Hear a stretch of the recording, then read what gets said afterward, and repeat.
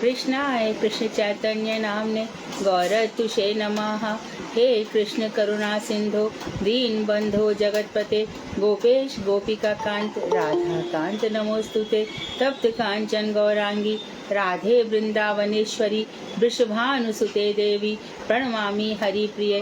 तवैवास्मि ना जीवामि त्वया बिना इति विज्ञाय राधिके नय मां चरणान्तिकं गुरुवे गौरचंद्राय राधिकाय तदालय कृष्णाय कृष्ण भक्ताय तद्भक्ताय नमो नमः। वाञ्छाकल्पतरुश्च कृपा सिन्धुभ्येव च पतितानां पावनेभ्यो वैष्णवेभ्यो नमो नमः। श्री कृष्ण चैतन्य प्रभु नित्यानंद श्री अद्वैत गदाधर शिवासादि गौर भक्त वृंद। हरे कृष्ण कृष्ण कृष्ण हरे हरे, हरे राम राम राम हरे हरे। मैं सर्वप्रथम ग्रंथ राशि जैव धर्म तदीय रचयिता सच्चिदानंद श्री भक्ति विनोद ठाकुर के श्री चरण कमलों में असंख्य कोटि दंडवत प्रणाम कर उनकी अहेतु की कृपा की भिक्षा करती हूँ। मैं मदीय गुरु पाद पद्म परमाराध्यतम नित्य प्रविष्ट ओम विष्णु पाठ अष्टोत्तर शतर श्रीमद भक्ति वेदांत श्री वामन गोस्वामी महाराज मदीय शिक्षा गुरु पद्म परिव्राजकाचार्य नित्य प्रविष्ट ओम विष्णुपाद अष्टोत्तर शतर श्रीमद भक्ति वेदांत श्री वामन गोसाई महाराज के श्री चरण कमलों में कोटि कोटि दंडवत प्रणाम कर उनकी अहेतु की कृपा की वांछा करती हूँ। मैं उपस्थित श्रोता मंडली वैष्णवी सभी को यथा योग्य बंदन अभिवादन दंडवत करती हूँ। तो ये जो क्लास हमारी चल रही है ये भक्ति से इसकी यात्रा भक्ति रस तक पहुंच गई है। भक्ति भगवान की हम भक्ति कर रहे हैं तो हमारे पास बहुत से उदाहरण दे दिए। नवदा भक्ति के भी उदाहरण दिए। नवदा भक्ति हनुमान जी की भक्ति कैसी है, प्रहलाद जी की भक्ति कैसी है, शिव जी की भक्ति कैसी है, अक्रूर जी की कैसी है, गोपियों की कैसी है, लक्ष्मी जी की कैसी है। कई प्रकार के भक्त हमें बताए गए, हमको परिचय कराया गया। हमको बताया गया कि श्रीमद् भागवत में इस प्रकार से राजा परीक्षित की भक्ति कैसी है, महाराज अम्बरीश की भक्ति कैसी है, ययाति राजा की भक्ति कैसी है। सबके डिफरेंसेस भी बताए, भेद बताए, प्रभेद बताए, विस्तार पूर्वक बताए, उदाहरण देकर बताए। परंतु जो भक्ति रस की बात है वो कैसे है, वो बस गोपियों को लेकर रह गए। पहली बात तो ये है कि जो रस है, हमने पहले भी इस बात को डिस्कस किया हुआ है कि जो 5 रस हैं वो भगवान श्री कृष्ण में 5 रस है, भगवान श्री राम में 2.5 रस हैं और श्री नरसिंह देव में भी 2.5 रस हैं। तो उनके जो भक्त हैं, जैसे कि श्री राम के भक्त हैं, इस चीज से आपको काफी अंतर समझ में आएगा। तो भगवान श्री राम के जो भक्त हैं, जब अयोध्या से वो निकले, अयोध्या से वन की ओर जा रहे हैं, दंडकारण्य वन की ओर जा रहे हैं, जनकपुर में स्त्रियां उनको देख रही हैं, तो सबके मन में उनके सौंदर्य को देखकर उनको अपना अभिष्ट वर प्राप्त करने की इच्छा हुई। परंतु भगवान श्री राम का सीधा उत्तर था, इस जन्म में, इस अवतार में मैंने एक पत्नी व्रत लिया है, एक पत्नी, तो मैं तुम सबकी मनोकामनाएं कृष्ण जन्म में पूर्ण करूंगा। तो वहां पे वो जो जिए जा रहे हैं 24वें मनवंतर में, भगवान 24वें युग में, 24वीं चतुर्युगी में भगवान श्री राम आए त्रेता में। 28वीं चतुर्युगी में 5500 वर्ष कुछ पहले भगवान श्री कृष्ण आए। तब से अब तक जो दंडकारण्य वन के ऋषि थे या जो स्वर्ण मूर्तियां भगवान श्री राम के साथ, दरवाजा बंद करना, हवन इत्यादि कर रही थी, जो स्वर्ण मूर्तियां, उनको भी भगवान श्री राम ने कहा तुम जीवंत हो, तुम्हें भी मैं अपना सुयोग दूंगा। वो भी प्रतीक्षा कर रही हैं, जो श्रुतियां हैं वो भी प्रतीक्षा कर रही हैं, जो मुनि है वो भी प्रतीक्षा कर रहे हैं। तो जो भगवान के ये कौन है, साधन सिद्ध भक्त हैं, और कुछ को भगवान ने अपना नित्य सिद्ध भक्त बना लिया है। तो ये सब आकर भगवान के साथ अवतरित होते हैं। तो इतनी प्रतीक्षा उन्होंने किस लिए निकाली? कौन से ऐसे रस में डूब रहे थे, वो भक्ति रस में डूबे हुए थे। तो उनकी भक्ति कहाँ तक पहुंची थी? भक्ति रस तक। तो भक्ति रस जो है वो किससे बनता है? पहली बात ले लो, विभाव, अनुभव, विभाव, अनुभव, सात्विक भाव एवं व्यभिचारी भावों के द्वारा जब हम भगवान श्री कृष्ण की कथाओं का श्रवण करते हैं और परस्पर एक दूसरे से कहते हैं, तो ये जो स्थायी रूप रति है। अच्छा, प्रेम और रति में क्या अंतर है? भगवान श्री कृष्ण से हमारा प्रेम हो गया, रति इतना भगवान के अलावा कुछ और याद ही नहीं आना, ये रति की स्टेज है। उनमें इस तरह से हृदय हमारा रमण करता है कि उनके अलावा और कोई सुध-बुध रहती नहीं है। भगवान श्री कृष्ण में इतना आकर्षण है, इतने सुंदर हैं, सर्वाकर्षक है, गोपाल है, नटवर वेशधारी है।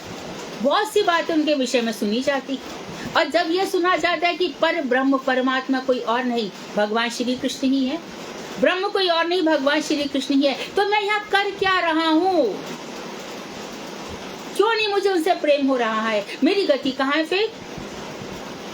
उनको छोड़ करके मैं कितनी बार इस संसार में आऊंगा जाऊंगा, क्यों मैं भटक रहा हूँ?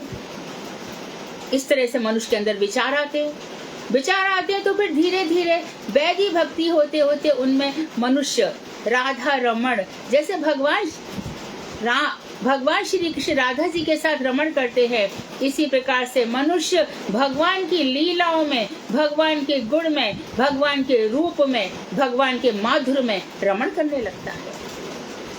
हम कोई भगवान के शत्रु थोड़ी हैं जो हम रमण नहीं करेंगे। उन्होंने तो कहा है, मैं भक्तवश्यता है मेरे अंदर, भक्तों के मैं अधीन हो जाता हूं। तो जो सर्वतंत्र स्वतंत्र है, स्वराट हैं, वो किसी के अधीन हो सकते हैं क्या? तो उनका गुण नहीं, दोष हो गया। लेकिन भगवान के लिए ये गुण ही उनकी शोभा बन जाते हैं।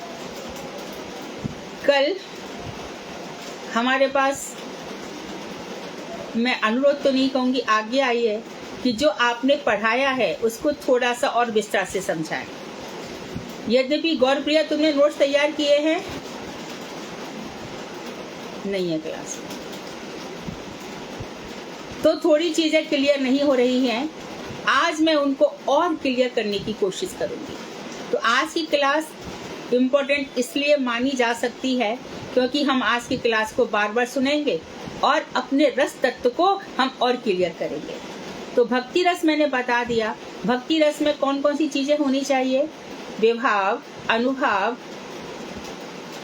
स्थायी भाव और सात्विक भाव, ये होने चाहिए। तब ये जो भगवान के प्रति आस्वाद्यता है, आनंद आ रहा है, आनंद में डूबे हैं, या आनंद का अर्थ समझ लो। आनंद क्या है? जो भगवान की तीन शक्तियां हैं, संधिनी, संवित और आह्लादनी। संवित परम चेतन शक्ति है और आह्लादनी आनंद। तो इन दोनों का जो सार है वही आनंद है, मात्र आनंद नहीं है, चेतना शक्ति के साथ।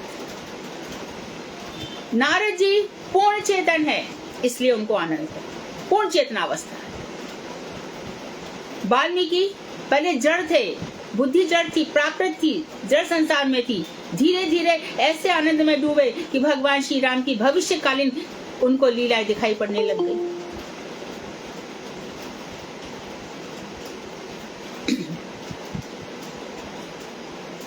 तो कृष्ण रति भगवान, तो संसार में जैसे कि एक भूखा व्यक्ति रसगुल्ला को देख करके लालायित हो जाता है, तो जो लोभ उसके अंदर, जैसे उपदेशामृत में भी हमने बताया था, जो लोभ उसके अंदर जागृत हो रहा है, तो कृष्ण रति भी ऐसे ही परम आस्वादनीय वस्तु है, उसमें जीव को आनंद होता है।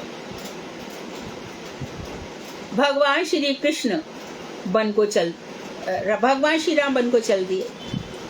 अब श्री राम वन को चल दिए, अथवा सीता जी को लेने के लिए पृथ्वी माता सिंहासन लेकर आ गई, तो उसमें जीव क्या कर रहा है? भावावेश में रो रहा है। तो लीलाओं का आस्वादन कर रहा है कि नहीं? इसी प्रकार से भगवान श्री कृष्ण जब कालिय मर्दन कर रहे हैं, ब्रह्मा को मोहित कर रहे हैं, अनेकों वेश धारण करके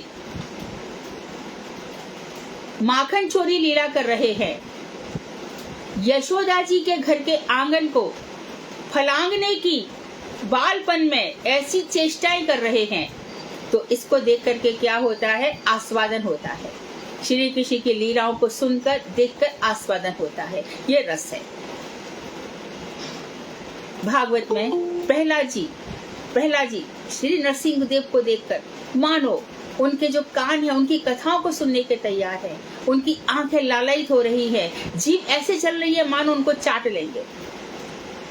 तो भगवान श्री कृष्ण की कथाओं का जो रस है उसको सुनना है। वही कुंती ने कितनी विपद मांगी, मुझे कृष्ण कथा, विपद में भी उसको रस आ रहा है। कल भी बताया था ये रस रुकता नहीं है, निरंतर चलता रहता है, चलता ही रहता है। रुक गया तो समझो रस नहीं है।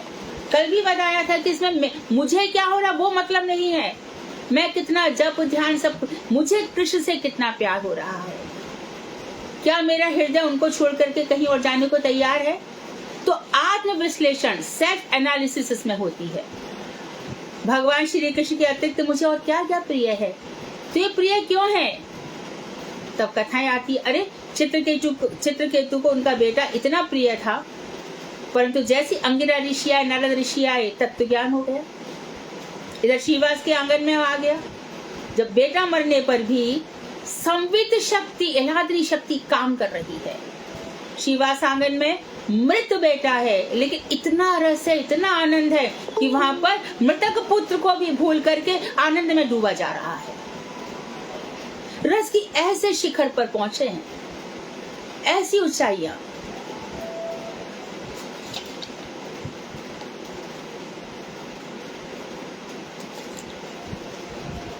शुरू में क्या होता है?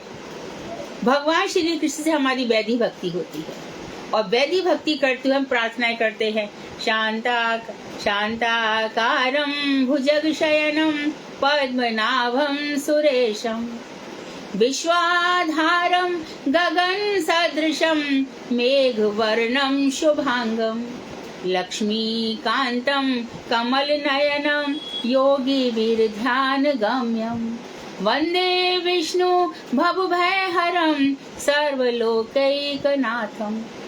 भव भय, संसार में जो जीना, मरण का दुख बड़ा भारी होता है। जिस समय मरने की यातना होती है, ऐसा लगता है हृदय में स्पंदन नहीं है, हाथ पैर चारों तरफ शून्यपात होता है, और बस मृत्यु का डर भयभीत कर देता है इंसान को, और फिर मैया के गर्भ से जन्म लेना पड़ेगा। तो जो भव भय, संसार के भय को हल लेने वाले हैं, ऐसे श्री कृष्ण, मैं, हे भगवान विष्णु, मैं आपकी वंदना करता हूँ। तो धीरे धीरे क्या होता है? कथाओं को सुनने से ये शांत रति दास रति में बन जाती है। हनुमान जी ने भगवान की कैसी कैसी दास सेवा की। राम काज की न बिनु मोए कहाँ विश्राम, राम का काज करे बिना मोए कहाँ विश्राम है, मैं रुक नहीं सकता हूँ। ऐसे हाथ धो करके और वज्रासन में बैठे हुए भगवान से प्रार्थना करते हैं, आप मुझे और बताइए क्या सेवा करूं।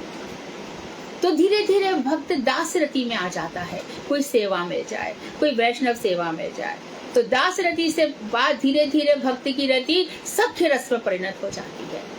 तो ग्वाल वालों की जो लीला है मन को बड़ी अच्छी लगती है। मधुमंगल आ जाते हैं, श्री राम आ जाते हैं, ग्वाल बाल सखा सब आ जाते हैं, भगवान श्री कृष्ण के साथ चोरी लीला करते हैं। तो थोड़े दिनों तक उन चोरी लीलाओं में बड़ा मन लग जाता है। भगवान का जो छोटा बाल स्वरूप है, मेरे गोपाल जी, मेरे गोपाल जी, मेरे नंदलाला ये मांगते, मेरे नंदलाला ये करते। अरे ये क्या, कथाओं को सुनते सुनते फिर यशोदा माँ के प्रति हमारी आसक्ति हो जाती है। मैं तो अपने कन्हैया को डांट देती हूँ, तू ऐसा क्यों करता है, मन में ऐसे ऐसे भाव आते हैं। और भगवान की जब कृपा हो जाती है भैया, तो ये बासुर रति मधुर रति में परिवर्तित हो जाती है। फिर तो बस राधा जी, फिर तो बस राधा और कृष्ण, श्री जी बिना मेरे को चलेगा नहीं। बैठो पलोटत राधिका पायल, मेरे को तो वही श्री कृष्ण अच्छे लगते हैं। मेरे गुरु जी के सेवा कुंज में देखो कितना सुंदर चित्र है, बंशी राधा जी के चरणों में है, जही पद पल्लव में उतारो। स्मर गलल खंडनम मम शिरसी मंडनम। आपका जो चरण है स्मर गलल खंडम, आपकी जो स्मृति है उनके विष को खंडित करने वाला है, कामदेव के विष को खंडित करने वाला है। मेरे सिर का आभूषण है आपके चरण, इन चरणों को मेरे सिर पर रख दीजिए। तो क्या होता है, भक्तों का मन लालायित हो जाता है इन कथाओं में। तो ये क्या होगी, हमारी मधुर रति। वल्लभाचार्य जी ने, यद्यपि उनके पुष्टि मार्ग के लोग बाल गोपाल की पूजा करते हैं, परंतु क्या आस्वादन कर रहे हैं, देखो कैसा आस्वादन कर रहे हैं, इसको देखो कैसा आस्वादन है। अधुरम मधुरम वदनम मधुरम नयनम मधुरम वसनम मधुरम हसितम मधुरम चलितम मधुरम मधुराधिपते रखिलम मधुरम। श्री कृष्ण, आपका तो सभी कुछ मधुर है। अधरम, आपके होठ कितने सुंदर है, आपके नेत्र कितने सुंदर हैं, नेत्र में तिरछापन है। कटाक्ष, आप तिरछी निगाहों से देखते हैं। नेत्रों के प्रांत में लालिमा है, आपकी होठों में लालिमा है। आप जब गिरिराज पर्वत उठाते हैं तो आपकी जो बगल है वहां पे लालिमा है। आप जब हाथ ऐसे रखते हैं तो कोहनी में लालिमा है, आपके करतल में लालिमा है, आपके पैरों के नीचे लालिमा है। तो भक्त मत हो जाते हैं। तो वल्लभाचार्य जी ने आस्वादन किया कि नहीं किया? ऐसे आस्वादन होता है। श्री कृष्ण, आपका सभी कुछ मधुर है। गोपा मधुरा, फिर आपकी जितनी गोपियां हैं वो बड़ी मधुराती मधुर है। तो कैसी है राधा जी? मुनीन्द्र वृंद वंदिते त्रिलोक शोक हारिणी, मखेश्वरी, क्रियेश्वरी, स्वधेश्वरी, सुरेश्वरी, पूरा की पूरा इतनी। तो ये राधा जी इतनी सुंदर हैं, आप इतने सुंदर हैं। तो इन दोनों के माधुर्य को देखकर और परस्पर जो रति है, किस तरह से गोपियां अनेकानेक भावों से, जहाँ भगवान श्याम सुंदर को कहना पड़ रहा है कि वेदों की स्थितियों में मेरा मन नहीं लगता उद्धव, जब गोपियां कमर पे हाथ रखकर तिरछी तिरछी निगाहों से मुझे देखती हैं, मेरा मन तो उसी में रम जाता है। तो ये सब क्या है? रस की चर्चा। तो धीरे धीरे शांत रति हमारी कहाँ तक पहुंच गई? मधुर रति तक। तो हमारे जो परब्रह्म परमात्मा है, उनकी जो ओरिजिनलिटी है, मौलिकता, वो क्या है? रसो वही साहा, वो रस स्वरूप है। यदि भगवान को प्राप्त करना है तो रस में डूबना पड़ेगा। भगवान शक्तिशाली है, परमपिता परमात्मा है, शंकर आदि देवता उनकी उपासना करते हैं। उससे क्या हो गया? हमें क्या मिला? गोप कुमार ने इन्हीं चीजों को मंत्र इत्यादि जप कर सीखा। आगे जब हम परकिया रस बताएंगे तब और भी चीजें बताएंगे। तो कृष्ण रति स्वाभाविक रूप से आस्वादनीय ऐसे होती है जैसे कि कोई दही है। तो बंगाल में क्या करते हैं, उस दही में घी डालते हैं, काली मिर्च डाल देते हैं, कपूर डाल देते हैं और वो रसाला बन जाता है। उसी प्रकार जब विभाव होते हैं, अनुभव होते हैं, इनके साथ मिलकर रस परम आस्वादनीय हो जाता है। अच्छा, ये भक्ति रस का आस्वादन किसको होगा? हम इस स्टेज तक कैसे पहुंचेंगे? तो इसमें क्या होता है, कुछ तो पूर्व जन्म में बहुत भक्ति कराए हैं, तो इसी जन्म में उनकी भक्ति जागृत हो गई, या फिर इस जन्म के बहुत संस्कार हैं। कथाएं सुनते सुनते, अब कथा श्रवण भी देखो, जिस व्यक्ति का जैसा अधिकार है उसको कथावाचक भी उसके जीवन में वैसा ही मिलेगा। उसके जीवन में वही गुरु आएंगे, वही वैष्णव आएंगे, वही कथावाचक आएंगे। उसका अधिकार है, उसको लोभ जगाने के लिए आएंगे। तो पहला पॉइंट ये हो गया कि पूर्व जन्म का इस जन्म का संस्कार बन गया है कथा सुनते स्मरण करते करते। दूसरा होगा, भक्ति के प्रभाव से उसके अंदर कोई दोष नहीं रह गया, एकदम निर्मल स्वच्छ हो गया है, परम शुद्ध व्यक्ति है। काम क्रोध मद लोभ मोह तो छोड़ दो, उसके अंदर किसी प्रकार का अपराध भी नहीं होता। अपराध शून्य लय कृष्ण नाम, अपराध रहित होकर कृष्ण नाम ले रहा है। तो बाकी सब जो लोग उनको वो कैसा मानता है? पूरे जैव धर्म को फॉलो करता है जी। घर में जितने भी लोग हैं उनको भगवान का दास दासी समझता है और बाहर के लोगों से उतना ही व्यवहार रखता है। बहुत से चालक लोग तो बिना किसी के डर के जो भगवान श्री कृष्ण के भक्त हैं अपनी पहचान ही ऐसे बना लेते हैं, मेरो तो गिरधर गोपाल दूसरो ना कोई,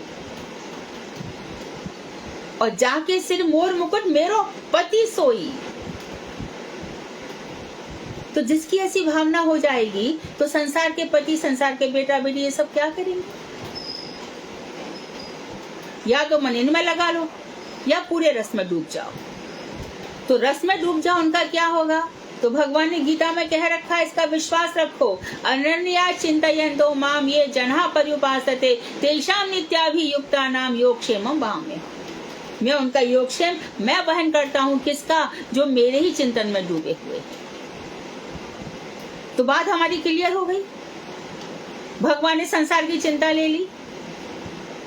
फिक्र करे दा बावरे जिक्र करे ना साथ, उठ फकीरा जिक्र कर फिक्र करेगा आप। परंतु जानबूझ करके टेंशन लेने की आदत पड़ गई है। तो इन रस को कौन स्वाद करेगा? फिर ये रस की गंगा भक्ति विनोद ठाकुर ने क्यों बहाई? गुरुदेव अपने लेक्चर्स में क्यों बहा रहे हैं? कब तक?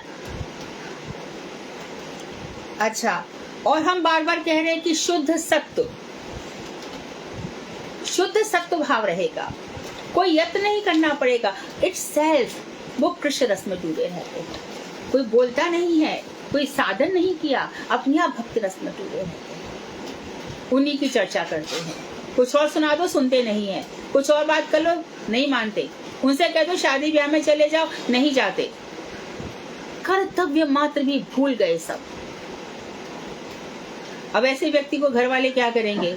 भैया छोड़ दो इसको, ये भगवान के अलावा कुछ नहीं करेगा। भगवान इतनी चालाकी से घर वालों से उसका पीछा छुड़ा देते हैं, तू रूठी मैं छूटी।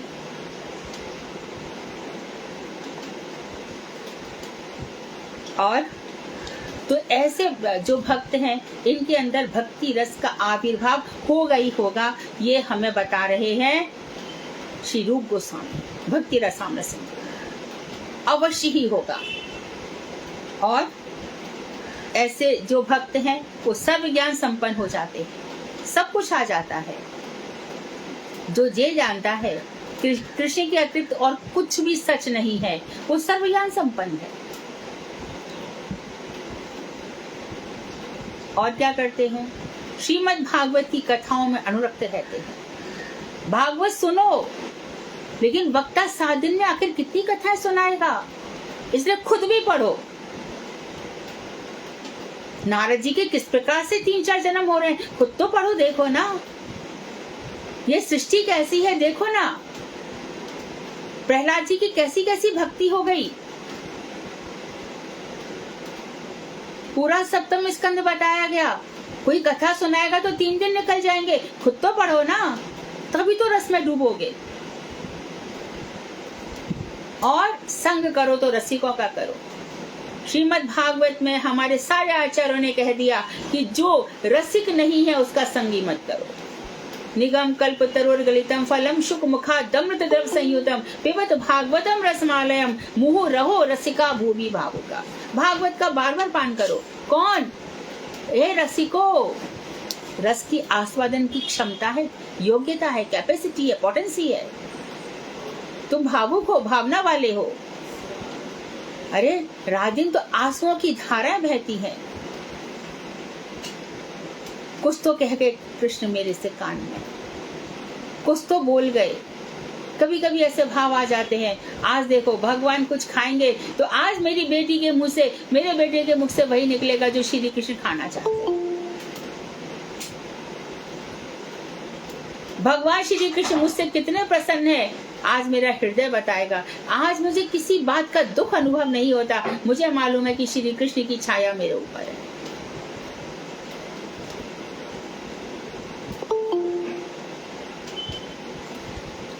और ऐसे व्यक्ति, उनके लिए जीवन में क्या सुख क्या दुख कुछ नहीं होता, भक्ति सुख को ही अपना जीवन मानते हैं। और प्रेम के अंतरंग भावों के साथ कथा सुन रहे हैं तो बड़े प्रेम से, एक शब्द भी मिस नहीं करते। गुरुदेव की कथा आती है, मानो इतनी देर में कोई फोन आ गया, कुछ कथा को स्टॉप करेंगे, क्या कथा कह रहे थे गुरुदेव, फिर से शुरू। कथाओं के श्रवण में, मनन में पूरे निष्ठा के साथ लग जाते हैं। तो निष्ठा में क्या है?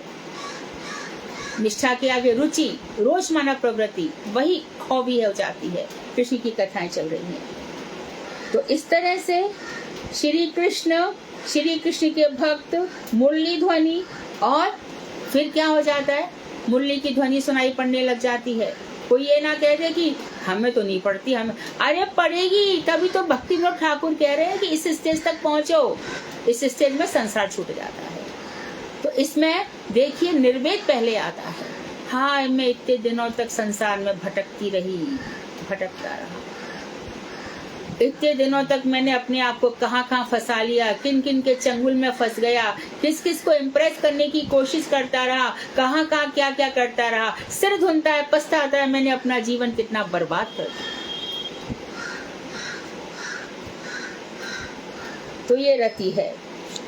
तो इस तरह से जिनसे, तो विभाव का अर्थ समझ लो कि इस प्रकार से जिसके हृदय में रति, भगवान श्री कृष्ण का प्रेम विभावित, प्रकाशित हो गया है,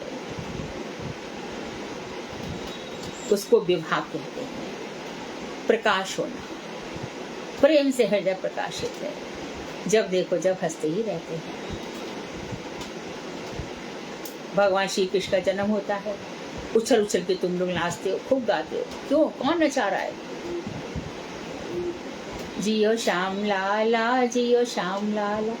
कौन नाच रहा है, कौन गा रहा है? परंतु ये रस कभी कभी बस रुक्ष हो जाता है, उसी समय वो ही गड़बड़ है। तो फिर भक्तों के लिए कई प्रकार की स्टेज आई। तो अब जो आलम्बन विभाग है, उसमें ध्यान रखे 2 प्रकार के हमारे विभाग हैं।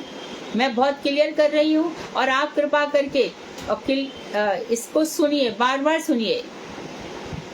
तो पहला है आलम्बन विभाव। किसको देख करके मन में ये सब होता है? किसको देख करके? तो आलम्बन आश्रय है भगवान श्री कृष्ण। आलम्बन पात्र जो है श्री कृष्ण हमारे, उनको देख करके हमें ऐसा होता है। और कौन है? आश्रय। आलम्बन के 2 विभाग हैं, विषय और आश्रय। विषय श्री कृष्ण है और आश्रय कृष्ण के भक्त। जो भी गुरुदेव को देखता था तो क्या होता था, गुरुजी को देखने के बाद ऐसा लगता है अब कृष्ण को, अब और किसी को देखने की इच्छा नहीं होती, अब किसी और को देखने की इच्छा नहीं होती। कितनी स्त्रियों को हमने बंबई में देखा, देखते ही आंखों की आंसुओं की धारा आंखों से बह निकलती है। मुझे भी राधा कृष्ण दे दो, मैं भी, उनको देख करके तुरंत ऐसा भाव आता है। तो कृष्ण भक्त हो गए आश्रय। तो विभाव के 2 प्रकार हैं, आलम्बन और उद्दीपन। उद्दीपन हम बताएंगे बाद में, अब उसको ज्यादा स्पष्ट नहीं करेंगे। आलम्बन स्पष्ट करके सारी चीजें हमारी स्पष्ट हो जाएंगी। तो उद्दीपन जैसे भगवान की बंशी बज गई,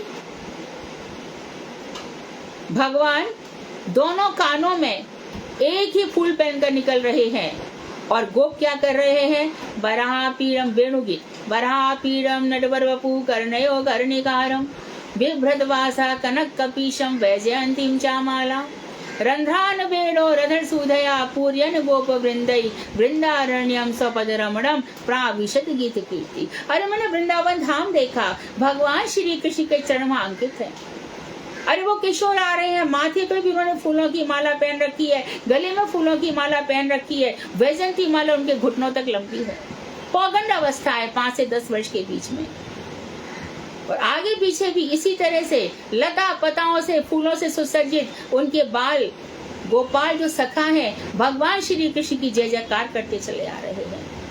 और कृष्ण क्या कर रहे हैं? ऐसे ही नहीं आ रहे, क्योंकि उनको पता है गोपियां उनके दर्शन के लिए प्रतीक्षा कर रही है। तो बंशी बजाकर संदेश दे रहे हैं कि अब मैं आया ब्रज में। इसी प्रकार रांची झारखंड के रास्ते में महाप्रभु के चरणों को देख करके वो क्या हो गए हमारे? वो विषय हैं। उनको देखा, फिर आशय जाग उठे, हृदय में जाग उठी भावना, उद्दीप्त हो उठी।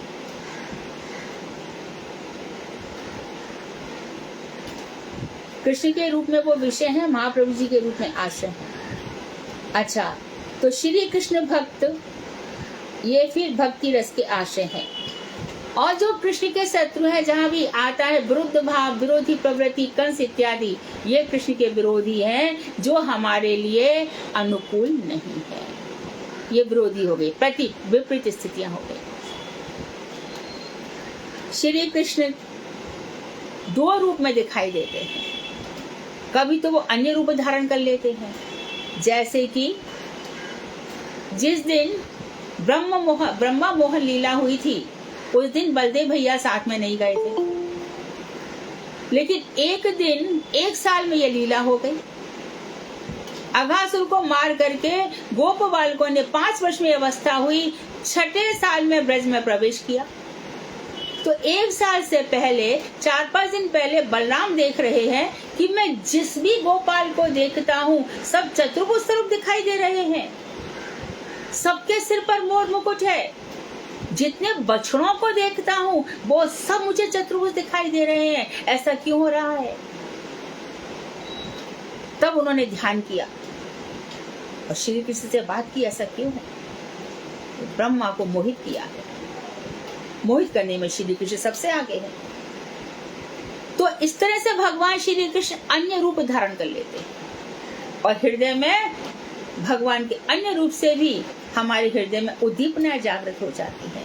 देखो श्री कृष्ण ने कैसे रूप धारण किए हैं। ऐसे श्रीमद् भागवत के 10वें स्कंद के 66वें अध्याय का 36वां श्लोक है, जिसमें एक संकेत मिलता है कि भगवान श्री कृष्ण नारी के वेश में द्वारका के महलों में विचरण कर रहे थे। उद्धव जी को मोहित किया, उद्धव जी समझ गए और जाकर के उन्होंने कहा, श्री कृष्ण आज ये क्या रूप धारण किया है? तो अन्य रूप धारण करके सबसे ज्यादा कहाँ पहुंचते हैं? बरसाने में। तेल लगाना है, मालिश करना है, लीला बुधवानी है, मालिन बन जाना है, कभी कभी तो सांप का विष भी निकालना है। जाने कौन कौन से रूप धारण करके आप वहां पहुंच जाते हैं। तो जैसी मानगढ़ देखा, दानगढ़ देखा, विलासगढ़, यहाँ पर भगवान श्री कृष्ण ने सर्प रूप धारण करके राधा जी के विरह रूपी विष को उतारा था। भक्त लोग मूर्छित हो जाते हैं। वाह मेरे कन्हैया, वाह।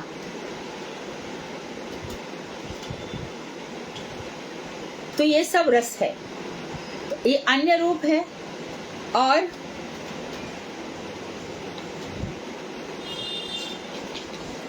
खुद का कभी निज रूप, उनके निज रूप को देख करके तो सब लोग मोहित हो ही जाते हैं। तो जो निज स्वरूप है वो भी 2 प्रकार का होता है। आवृत रूप, जैसे मैंने अभी बताया, स्त्री वेश से अपने आप को छुपा लिया, मालिन वेश से छुपा लिया, अपने आप को छुपा लेना। और आकर के मनिहारी का बेस बनाया, शाम चूड़ी बेचने आया। शाम चूड़ी बेचने आ गए, ये भगवान का आवृत रूप है। तो इसको क्या दे? ये सब विषय से उद्दीपना होती है, प्रेम होता है हृदय में। ऐसे हमारे साथ कब होगा? जब मैं इन लीलाओं का दर्शन करूंगा। तब राधा जी क्या कहती है? चूड़ी हरी नहीं पहनूं, चूड़ी लाल नहीं पहनूं, मुझे श्याम रंग मन भाया, ब्रज चूड़ी बेचने आया। श्याम रंग मन भाया। या फिर लीला बुधवालो, बन गए नंदलाल लिलिहार की लीला, गुदवालो प्यारी। हे प्यारी राधे, नंदलाल आज लीला गोदने वाली बन गए हैं। तो मेरे सब अंगों में अपना नाम लिख दो कन्हैया।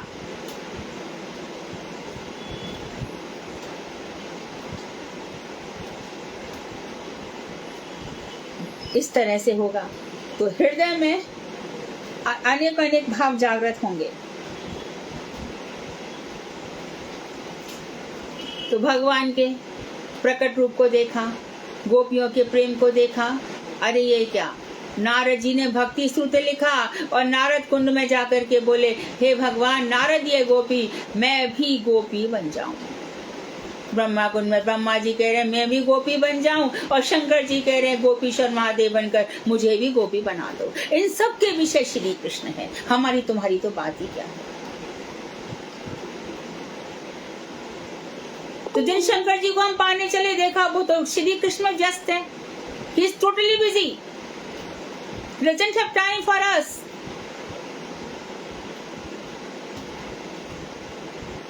वो श्री कृष्ण में इतने ऑक्यूपाइड रहते हैं कि उनको समय ही नहीं है।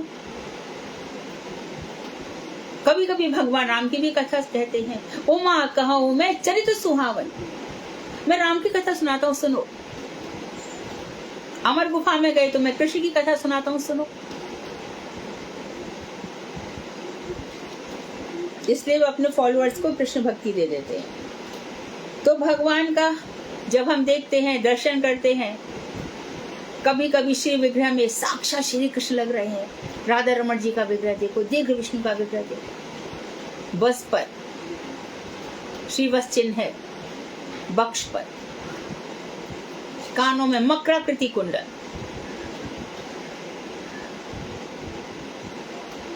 हाथ में वेणु,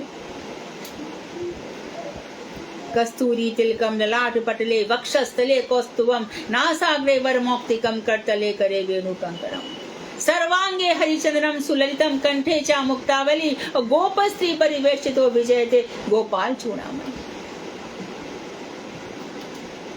उनका पढ़ते हैं, उनका सौंदर्य देखते हैं, और फिर भक्त हाहाकार करके उनके चरणों में गिरता है। रघुनाथ दास गोस्वामी बार बार प्रणाम करते हैं, रूप गोस्वामी मूर्छित होकर बार बार गिरते हैं।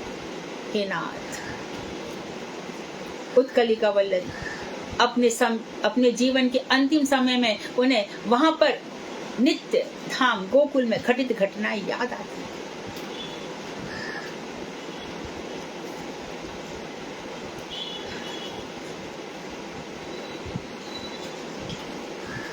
कल भी बताया था, श्री कृष्ण के 4 प्रकार होते हैं, धीरोदात, धीर ललित, धीर शांत। तो भगवान के अंदर धीरोदात का गुण होता है, ये गंभीर स्वभाव के होते हैं। आत्मश्लाघा, अपनी प्रशंसा कभी नहीं करते। भजन को छुपा के रखना भाई, कपूर की तरह उड़ जाएगा। कहना है तो गुरु वैष्णवों के आगे कहना क्या क्या अनुभव हो रहा है। स्वरूप सिद्धि तो यहाँ हो जाएगी, ज्ञान तो यहाँ मिल जाएगा, विज्ञान तो परलोक की वस्तु है भाई। पूरी की पूरी अनुभूतियां तो जब ही मिलेंगी जब प्यारे श्याम सुंदर और किशोरी जी प्रियाजू बैठी रहेंगी सामने। तो मुझे ऐसा लगता है कि आपको विषय आलम्बन बहुत अच्छी तरह से समझ में आ रहा होगा।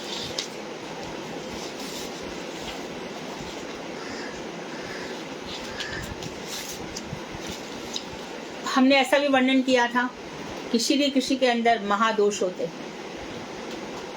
तो ये सब भक्तों के प्रेम के संबंध के कारण कभी ये प्रकट हो जाते हैं, कभी छुपे रहते हैं। ये दोषों का प्रदर्शन करते हैं, जैसे कि मोह देखा जाता है, ब्रह्मा को उन्होंने मोहित करके रख दिया। तो इसी तरह से तंद्रा, ब्रह्म, रुक्षरस्ता। अच्छा, भगवान के अंदर रूखापन नहीं है। क्यों नहीं है? क्योंकि राग बहुत है हृदय में, बहुत प्रेम है। जो जीव उनसे निकले हैं, यदि वो शुद्ध सत्य होकर आ गए तो भगवान श्री कृष्ण निष्कल हैं, पूर्ण हैं, सारे जीवों को अपनी आगोश में ले लेते हैं। यद्यपि वो अचिंत्य है, अजन्मा है, लेकिन यशोदा जी की 2 बाहों में भर जाते हैं। उनके गुणों का चिंतन कोई नहीं कर सकता, परंतु सभी के प्रति उनका राग है, सभी के प्रति उनका प्रेम है। इसलिए कहा जाता है संबंध समझकर भजन करो। कृष्ण मेरे हैं, मैं कृष्ण की हूँ, कृष्ण का हूँ, ऐसे करके भजन करना। संबंध के बिना भजन होगा नहीं, भाव ही नहीं आएगा, रस ही नहीं आएगा।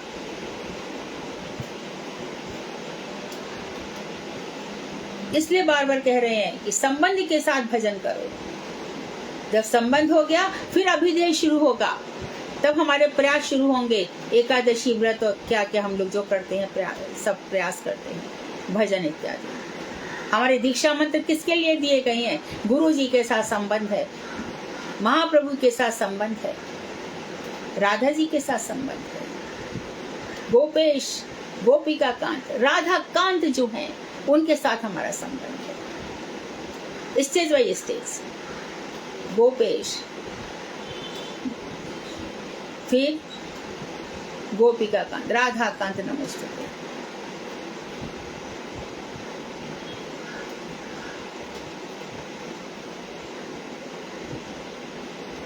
तो भगवान में हमने 18 प्रकार के दोष बताए थे, क्लास में भी बताए थे। और भगवान में जो महादोष पाया जाता है वो है विषमता। अरे भाई, जो स्वामी है घर का उसको इक्वल है, इक्वलिटी पर ध्यान देना चाहिए, सभी उनके लिए समान है। पर ये क्या, तो वो दोष माना जाता है कि आप पक्षपात करते हो, छोटे को ज्यादा प्यार करते हो, बड़े को नहीं। परंतु श्री कृष्ण में यह दोष है। क्यों ये दोष उन्होंने स्वीकार कर लिया? जो मेरा भक्त है, असुर कुल में उत्पन्न हुआ है, असुर तो आपके द्वेषी है नहीं, असुर कुल में तो मेरा विभीषण भी उत्पन्न हुआ है, असुर कुल में तो मेरा प्रहलाद भी उत्पन्न हुआ है, असुर कुल में तो राजा बलि भी उत्पन्न हुआ है। ऐसे हमारे श्री कृष्ण प्रेम के विषय हैं, हमारे प्रेम के विषय हैं, आलम्बन है, आश्रय है। ब्रह्म संगीता में कहा गया है कि इतने सब दोष होने पर भी एक और दोष है भगवान का, परापेक्षा, डिपेंडेंट है।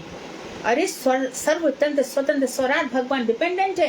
हाँ जी, कहाँ है उन्होंने कहा है ना, जब दुर्वासा जी गए और भगवान से जाके विनती करी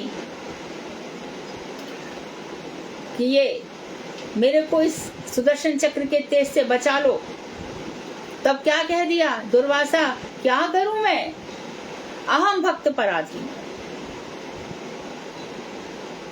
मैं भक्तों के अधीन, भक्त कहे जैसी रुचि राखूं, कहे तो बिक जाऊं, मैं तो भक्तन हाथ बिकायो। तो ऐसे श्री कृष्ण हमारे विषय हैं, यही हमारे मधुर रस के आश्रय हैं। और ये भगवान श्री कृष्ण साधारण नहीं है भाई, जो महाविष्णु है, जिन्होंने सारी सृष्टि को उत्पन्न किया है, जिनके रोम कुंभ से ब्रह्मा जी उत्पन्न हुए हैं, ऐसे महाविष्णु उनके अंश मात्र हैं।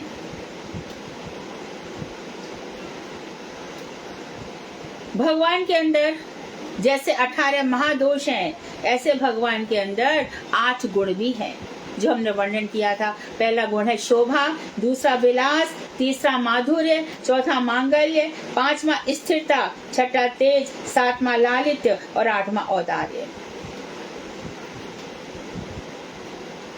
कौन इस शोभा का वर्णन करे जब उन्होंने गोवर्धन धारण किया?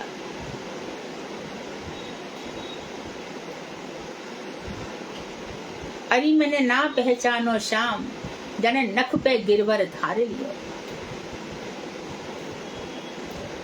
कितना सौंदर्य उस समय उनका, कालिया मर्दन के समय कितना सुंदर है। यज्ञ पत्नियां भागी चली आ रही हैं, श्याम सुंदर श्याम सुंदर श्याम सुंदर कह रहे हैं, अरे तुमने मुझे देख लिया, जाओ तुम्हारा प्रयोजन पूरा हो गया, अब तुम वापस चली जाओ। क्या किया था यज्ञ पत्नियों ने? ना कोई तपस्या है, ना कोई संस्कार है, ना कोई जनेऊ है, ना यज्ञ कर रही है, ना कोई संस्कार है। हमें तब भी दीक्षा मिली है, और हमने दीक्षा से पहले का जीवन और दीक्षा के बाद का जीवन दोनों मटिया मेट कर दिए। दीक्षा के बाद तो सुधरो, मरण सिर पर है, तब तो भजन करो।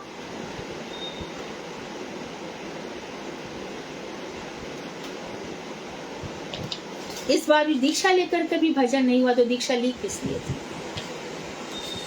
संसार के थप्पड़े खा लेते, अच्छा था।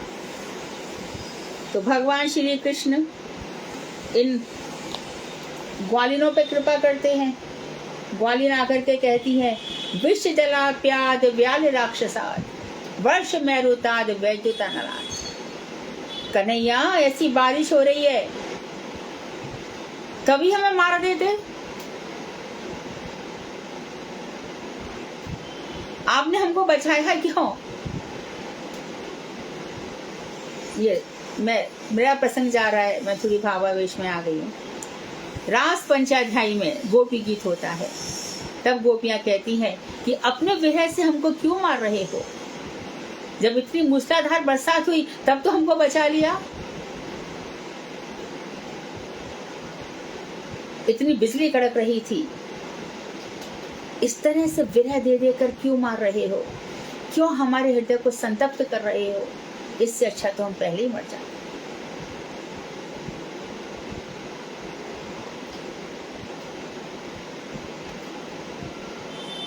तो इस तरह से एक और चीज है मांगल्य, जो भगवान का सबसे बड़ा गुण है।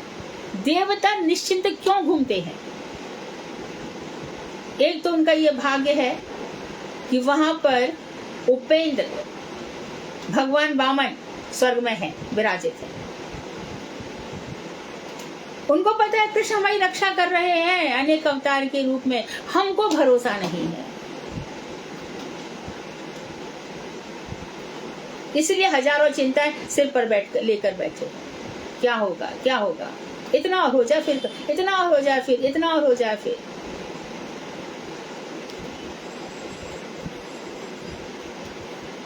तो रस का अनुभव किसका होगा? जिसको अनेक विघ्न आ रहे हैं, उसके बाद भी वो विचलित नहीं हो रहा।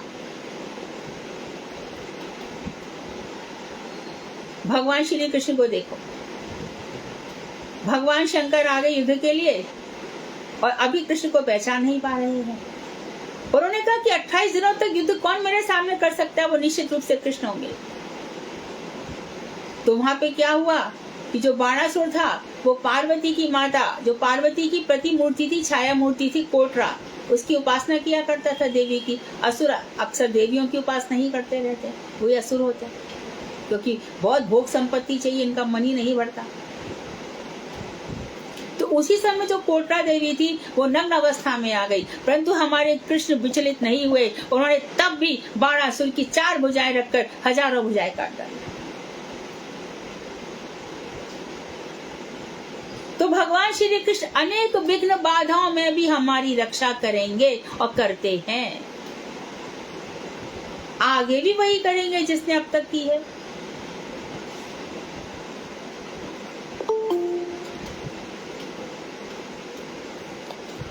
और भगवान का सौंदर्य तो सब जानते ही हैं। जब कंस ने जरा सा उनको कहा, अरे कृष्ण अच्छा, तो बस झटके से जहां पर कंस बैठा था वहां पर बस पहुंचे ही थे और जरा सी चोटी पकड़ी की वो दम दम धड़ाम गिर गया। कहाँ गई सारी वीरता? तो बड़े से बड़े राक्षसों से भी हमारी रक्षा कर देते हैं। ये सब हमारे जो विषय हैं, विभाव हैं, जिनसे हमारा रसों से हृदय विभावित हो रहा है, ऐसे कृष्ण को विषय बनाकर उस रस से हृदय विभावित रहे। अब तो रस विचार समझ में आया होगा। ये उसी हृदय में उत्पन्न होगा जो परम शुद्ध है, पवित्र है।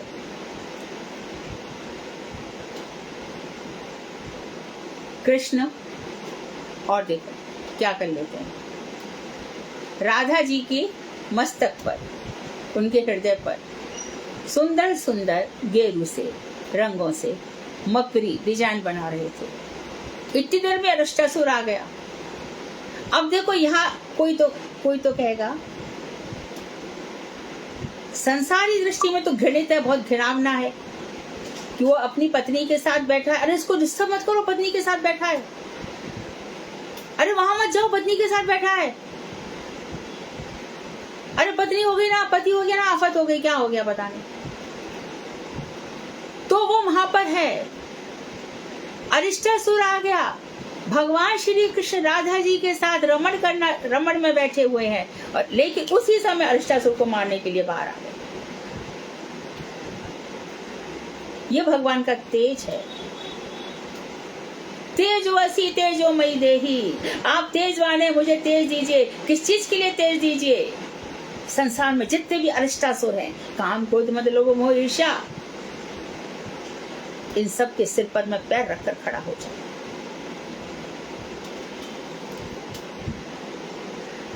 तो ऐसे भगवान के लिए जिनकी यानी युद्ध के लिए भी तैयार है और लालित्य भी है, राधा जी के साथ बैठे हुए हैं, ऐसे भगवान के लिए भक्तों को अपना सब कुछ समर्पण कर देना चाहिए।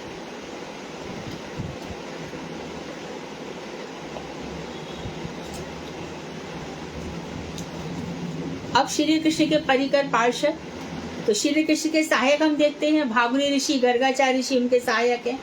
युद्ध में सात्यकी आदि उनको साथ देते हैं, तो मंत्रणा में उद्धव आदि साथ देते हैं। उद्धव जी को बार बार कहते हैं, हे महामते, महाबुद्धिशाली, आप कहिए इस विषय में आपका क्या परामर्श है। तो कृष्ण एक भी भक्त को छोड़ते नहीं है।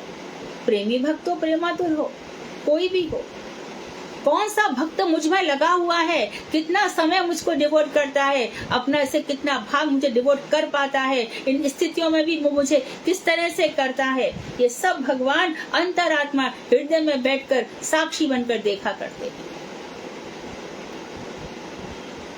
और वो ही झटके से फिर दूसरा जन्म देते हैं, जा भैया अभी वृंदावन में जा। क्यों? मैं यहाँ पर राधा दामोदर के पास तुम्हें जन्म दे दूंगा। क्यों? वहां पे मेरी सेवा करना। माधव के बहुत सारे भक्त आते थे, भीड़ भाड़ होती है, मैं वही तो कह रहा हूँ, भीड़ भाड़ में मत जाना।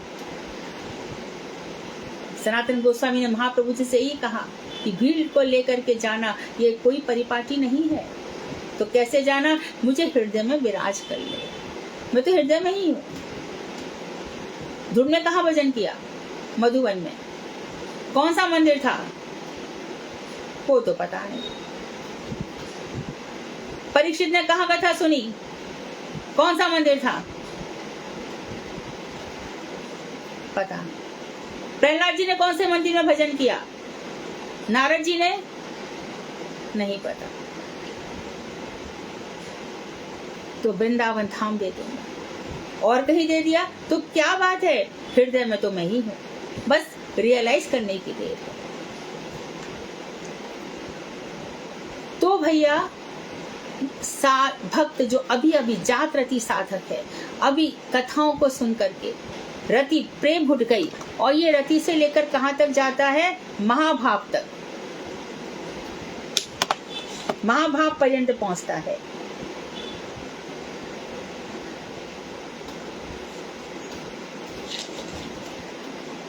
और ये रति जब उत्पन्न होगी, जब संसार की जो ज्वाला है वो बिल्कुल शांत हो जाएगी। संसार दावा न लीढ़लोक त्राणाय कारुण्य घना घनतम, भगवान की करुणा से ये ज्वालाएं शांत हो जाएंगी और फिर भगवान के भक्त हो जाएंगे। तो भक्त भी कितने प्रकार के हैं? भगवान के जो भक्त हैं उनके अंदर साक्षात करने की, जो भगवान के साधन सिद्ध भक्त हैं, तो साधन सिद्ध भक्त का उदाहरण है बिल्वमंगल ठाकुर। उस दिन भी बताया था कैसे कृष्ण कर्णामृत उन्होंने लिखा, लेकिन बार बार स्त्री को देखकर आसक्त हो जाते थे। तो ये सब आसक्तियां निकल जाती हैं, उनके अंदर भगवान का साक्षात करने की योग्यता आ जाती है। कथाओं की नदियां ऐसी बहती हैं कि उनके अमृत में वो डूबे रहते हैं। तो ऐसे बिल्वमंगल के समान साधक भक्त हो जाते हैं। और इसमें सिद्ध, संप्राप्त सिद्ध और नित्य सिद्ध, तो एक तो वो ऐसे होते हैं कि साधन ऐसे करते हैं कि देवादिदेव श्री कृष्ण का निरंतर चिंतन से यमराज का भी भय दूर हो जाता है। अरे कौन मृत्यु से डरता है, हम तो जाने, हमारे कृष्ण कन्हैया जाने, जहाँ रखेंगे रह जाएंगे। जो खग हो तो बसेरो करो, मिले कालिंदी फूल कदम की डाले, पक्षी हो तो मुझे कदम का डाल का बना देना, हमें क्या है, कन्हैया जो बनाएंगे रह जाएंगे। या लकुटी अरी कामरिया पर राजती हूँ को चलता है। भगवान श्याम सुंदर की काचनी पर, लकुटी पर, बंशी पर, तीनों राज का अष्ट सिद्ध नवनिध सब कुछ उनके ऊपर में वार देता है। मनुष्य बनाया तो ब्रज में बना देना, मानुष हो तो वही रसखान, बसों ब्रज गोकुल गांव के गौरन, और जो पशु हो तो कहा बस मेरो, चरो नित नंद की धैनु में, गैया बना देना कन्हैया। बिहार वन में हम तुम बिहार करेंगे, हमको क्या है। तो ऐसे संप्राप्त सिद्ध भक्त होते हैं, यमराज से डरते नहीं हैं, और कैसे जीवन बिताते हैं, दिन रात भगवान कृष्ण के गुणों को कहते भी हैं और सुनते भी हैं। अश्रुधारा निरंतर बहती रहती है, रोके से भी रुकती नहीं है। धर्म आदि मोक्ष मुक्तियां बहुत आते हैं और उनको प्रणाम करके भगा देते, भाई तुम्हें उनको दृष्टि तक नहीं करते बल्कि तो उनसे घृणा करते हैं। तो ये सब जो ऐसे हैं, इन वो कौन से हो गए, मार्कंडेय आदि ऋषि हैं। इन्होंने इसी तरह से सिद्धियां प्राप्त की थी और कृपा सिद्ध माना जाएगा यज्ञ पत्नियों को। भगवान की कृपा से यज्ञ पत्नियां, इनकी भक्ति सिद्ध हो गई थी भगवान के दर्शन मात्र से ही। तो हम सब के लिए कथाएं और जो नित्य सिद्ध भक्त हैं, ये लोग अपने से प्यार करें ना करें, कन्हैया के लिए ही जीते हैं, कन्हैया के लिए ही मरते हैं। नंद बाबा यशोदा, कन्हैया के विरह में इनके प्राण भी चले जाते हैं। राधा जी आती तो सब है ही, भगवान के अवतार लेने पर ये सब अवतार लेते हैं और भगवान के अपने धाम चले जाने पर ये भी अपने अपने धाम में चले जाते हैं। तो कल हम इस तरह से आलम्बन मैंने बहुत हृदय में बैठाने का प्रयास किया है। श्री गुरुदेव कृपा करें हम लोगों के ऊपर कि आलम्बन ये विषय हमारे हृदय में बैठ जाए। कल उद्दीपन पर थोड़ा प्रकाश डालकर हम आगे की क्लास जारी रखेंगे। हमने सुधा जी से और शशि जी से कहा था कि वो लोग प्रश्न उत्तर तैयार करें रिवीजन के लिए, और प्रिया ने हमसे कहा था कि वो यहाँ पर नोट्स दे देगी। यदि वो लोग प्रस्तुत हैं तो उनको करना चाहिए। वांछा कल्पतरुभ्यश्च कृपा सिन्धुभ्येव च पतितानां पावनेभ्यो वैष्णवेभ्यो नमः। हरे कृष्णा दीदी, दंडवत प्रणाम। हाँ, 26वें के तो दीदी ये गहना कर रही है ना नोट्स, लेकिन उसने अभी तक दिए नहीं है। वो मुझसे 4-5 दिनों से कह रही है, शायद व्यस्त बहुत है, वो कॉलेज स्टूडेंट है ना। अच्छा, हाँ जी हाँ जी हाँ जी। क्योंकि ये थोड़ा टाइम तो लगता है दीदी। हाँ, टाइम लगेगा, राइट। तुम लोगों ने बहुत काम किया तो तुम लोगों को आइडिया होगा। तो विषय आलम्बन समझ में आया है आज? क्यों चुप हो गए तुम लोग? विषय आलम्बन समझ में आ गया? श्री कृष्ण कौन है, क्या है, क्या करते हैं और भक्त उनके प्रति कैसा भाव रखते हैं? थोड़ा बहुत तो आया, थोड़ा बहुत तो बोलो, तो मुझे कैसे उत्साहवर्धन होगा आगे पढ़ाने के लिए। प्रणाम दीदी। हाँ, सुन के समझ तो आता है दीदी, आ रहा है, पर ये है कि तो अभी सुनने का ही वो समझ आता है कि सुनेंगे और याद करेंगे, जैसे इतना ही समझ आता है दीदी। पर आज जैसे कि इतना विषय बताए, कठिन हो रहा है अभी भी? नहीं दीदी, आप तो बहुत अच्छे से समझा रहे हो, एग्जाम्पल के साथ समझा रहे हो। एग्जाम्पल के साथ फिर याद रहती है वो चीज। हाँ हाँ, कि वहाँ पे ये उदाहरण सुना था।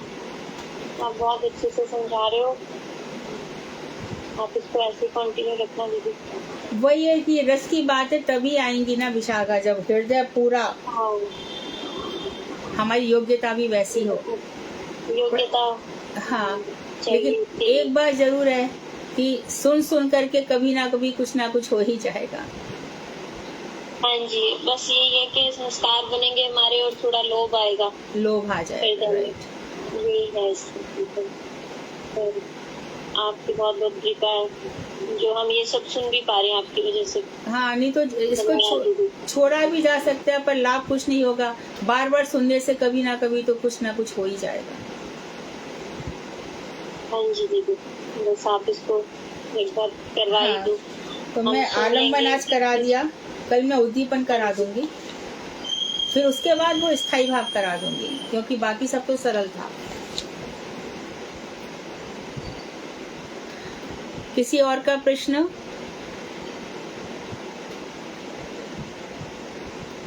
अरे कुछ तो बोलो। जिस तरह से दीदी, जिस तरह से आपने बताया रस विचार में कि हम लोग इसको सुन के पढ़ के प्रैक्टिस करके हम हमारे रस में जो हमारी जो रस में स्थिति है वो उत्तरोत्तर बढ़ेगी, आगे जाएगी। राइट, हाँ, परफेक्ट। और जिस तरह शांत में दास्य, सख्य, वात्सल्य और अंत में मधुर रस तक पहुंच जाएगी। बाकी रस तो ठीक है, लेकिन जैसे वात्सल्य रस में जो वात्सल्य रस है वो तो यशोदा मैया और नंद बाबा का, नंद कृष्ण के प्रति पुत्र का भाव। एक तरफ हम पुत्र का भाव रख रहे हैं और हम आगे प्रैक्टिस कर रहे हैं माधुर्य भाव में जाने की। वो अपने आप होता है धीरे धीरे। अपने आप ही मन वहाँ से हट करके हृदय तैयार हो जाता है। ये उत्तरोत्तर होता ही है। जी ठीक है दीदी, लेकिन जिसके प्रति हमने पुत्र भाव रखा फिर आगे वो भाव हमारा बदल गया, लेकिन विषय तो एक ही है ना। नहीं, उसमें जी। वही बताया जा रहा है, विषय श्री कृष्ण ही है। उनकी जो वयस है, एक बाल अवस्था है 1 से 5, एक पौगंड अवस्था है 6 से 10, फिर कैशोर अवस्था है। कैशोर अवस्था के भी 3 प्रकार हैं, फर्स्ट, सेकंड, थर्ड स्टेज। तो जो थर्ड स्टेज है, तो सेकंड स्टेज है, उसके लिए है फिर विषय श्री कृष्ण ही है। जी जी हाँ जी, विषय तो वही रहेंगे दीदी, हमारे भाव भाव बदल जाएगा, भाव बदल जाएगा। हाँ। ठीक है, हरे कृष्ण। हरे कृष्ण। हरे कृष्णा दीदी। हाँ हाँ तो अभी ब्राह्मण पत्नी जो है वो भगवान के दर्शन करने के बाद भी वापस गई, वापस हाँ। जाने की वो थी ना कि हम हाँ। जाएंगे तो स्वीकार नहीं करेंगे हमारे हाँ। पति। हाँ। और गोपियाँ थी, वो लोग ठाकुर जी के दर्शन करने के बाद उनको होश नहीं रहा कि हमारा कोई घर द्वार, कोई पति भी है। तो इसमें ऐसा मतलब 2 भाव क्यों दिखा कि ठाकुर जी के दर्शन करने के बाद भी घर जाने ये की? अभी हाँ वही वो कृपा सिद्ध भक्त है, नित्य सिद्ध नहीं है।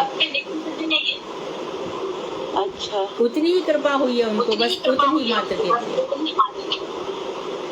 अब वो श्री कृष्ण के दर्शन कर करके भजन करके कभी गोपी भाव प्राप्त कर लेंगे, because they did not follow gopis at all. और गोपियों को फॉलो किए बिना तो गोपियों को जो प्राप्त होता है वो प्राप्त नहीं होगा। आपकी आवाज क्या कर रही है? हरे कृष्ण दीदी, आपकी आवाज नहीं रही है। आप अपने फरमाइश करो दीदी, आपकी आवाज गूंज रही है। अब नहीं गूंजेगी, उनके कुछ माइक में प्रॉब्लम है। तो यज्ञ पत्नियों को गोपी भाव की प्राप्ति थोड़ी है, वो तो कृपा सिद्ध भक्त हैं।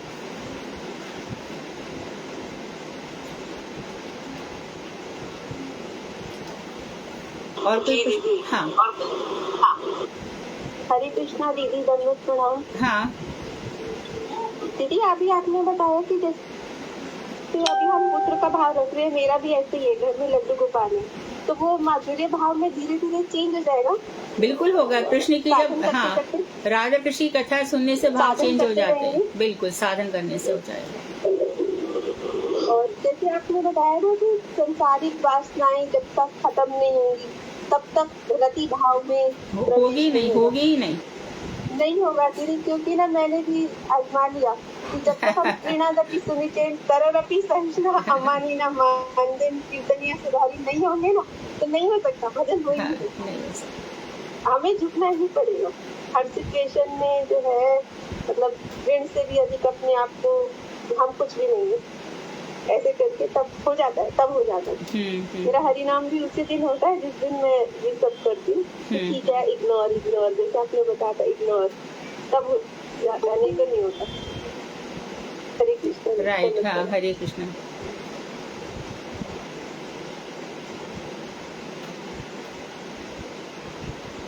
कोई और? अच्छा तो समझ में आ रहा है तुम लोगों में, तो निराश हो रही थी कि पता नहीं क्या समझ रही है। बहुत अच्छा लग रहा है, बहुत ही अच्छा लग रहा है। आप दोबारा से आए ना क्लास करने, तो और भी बहुत अच्छा लग रहा है क्योंकि बहुत मिस कर रहे थे आपको। दीदी को जल्दी से ठीक कर दो, सब ठीक हो जाए। अरे मैं भी मिस कर रही थी, मेरा ये समय कथा में जाता मिस कर रहे थे आपको, ऐसे लग रहा था तो लाइफ से ना कुछ पार्ट निकल गया हमारी और दीदी की कथा सुनने के। अब आपको देख रहे हैं तो बहुत अच्छा लग रहा है। कोई और प्रश्न है किसी का?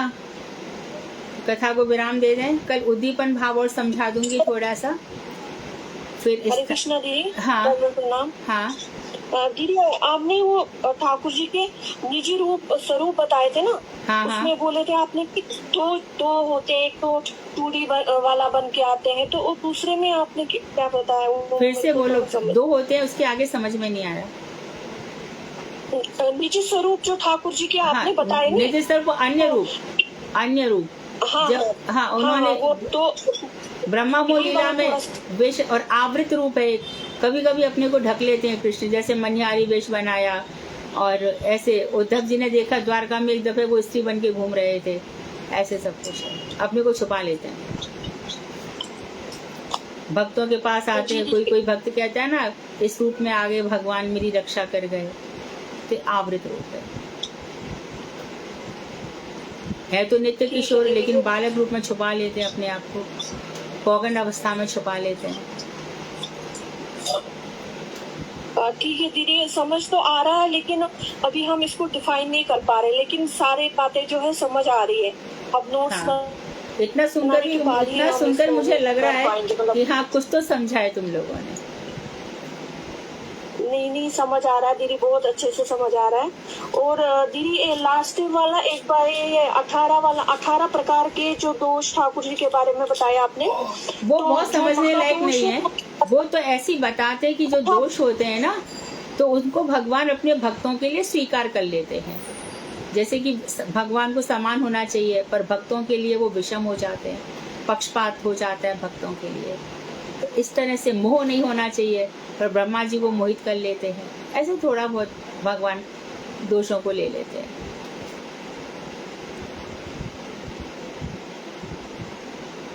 जो महादोष आपने इसमें एक बताया था, वो थोड़ा सा वो मेरे समझ नहीं आया। वो महादोष जो बोला था 18 प्रकार के, हाँ वो जैव धर्म में लिखे हुए हैं, जैव धर्म में लिखे हैं।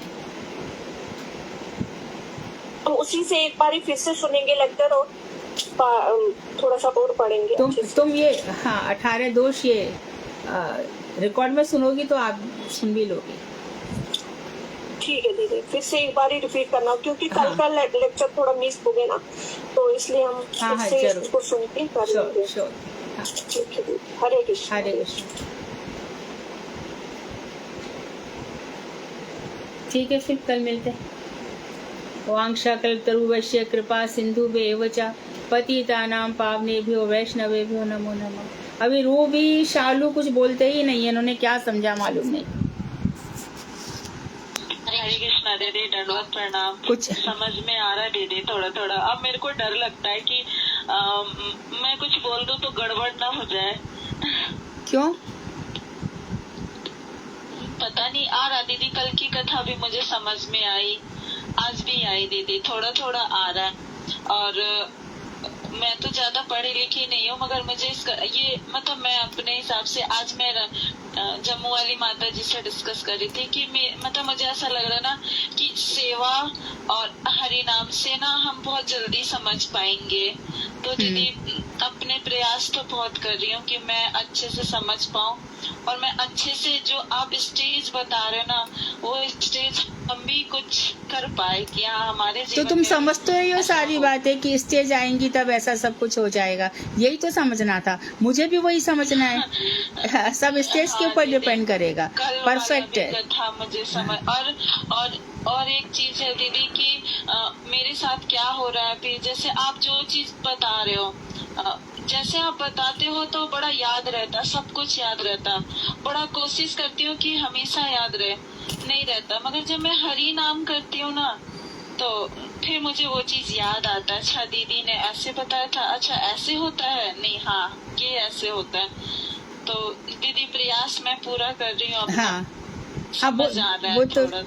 रस विचार तक तो देखो, ये छोड़ देने से तो ये है कि छूट गया, लेकिन एक दफे पढ़ लेते हैं फिर भगवान की कृपा से सिद्ध भी हो जाएंगे, है ना? हाँ जी दीदी। हाँ, छोड़ देंगे तो फिर हाँ नहीं, और हम भी पूरा प्रयास करेंगे इस कथा को समझने का और सुनने का। दीदी हमें भी आगे बढ़ना है। गुरुदेव ने स्वयं कहा है कि मैंने 64 बार ये शास्त्र पढ़ा है, तो हम कम से कम 4-5 दफे तो सुन ले रिकॉर्ड। हाँ जी दीदी। हाँ आ रहा है दीदी समझ में थोड़ा थोड़ा। हाँ ठीक है। वांछा कल्पतरुभ्यश्च कृपा सिंधुभ्येव च पतितानां पावनेभ्यो